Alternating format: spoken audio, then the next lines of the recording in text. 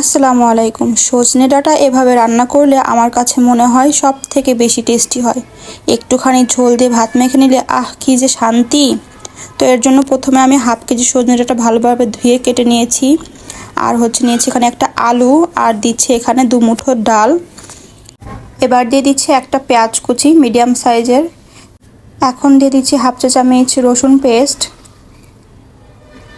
আর দিচ্ছি 1 টেবিল চামচের মতো পেঁয়াজ পেস্ট।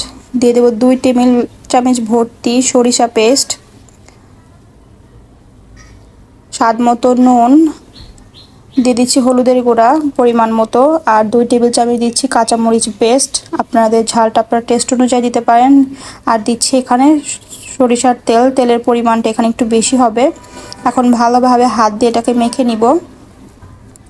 এটা মাখাতেই মনে হবে নিয়ে খেয়ে ফেলি, দেখুন কতটা লোভনীয় লাগছে। তো এখন এটার মধ্যে আমি হাত ধুয়ে পানি দিয়ে দিব। এটা সিদ্ধ হওয়ার মতো পানি দিয়ে দিও বেশ খানিকটা। আমি এখানে 2 কাপের মতো পানি দিয়েছি। এই তো এখন একটু নাড়াচাড়া করে আমি ঢাকনা দিয়ে ঢেকে কিছুক্ষণ রান্না করে নিব। এই তো ফিরে আসলাম 10 মিনিট পর। দেখুন আমার সজনের ডালটা প্রায় হয়ে গেছে, দেখতে কতটা সুন্দর লাগছে।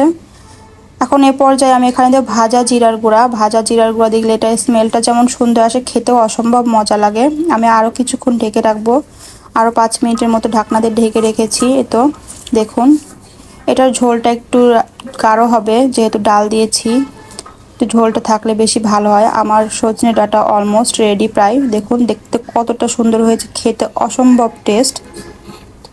তো আপনারা চাইলে সজনে ডাঁটা এভাবে বাসায় একবার ট্রাই করে দেখতে পারেন, অসম্ভব মজা। আমার আম্মু এভাবে রান্না করে, খুবই মজা লাগে।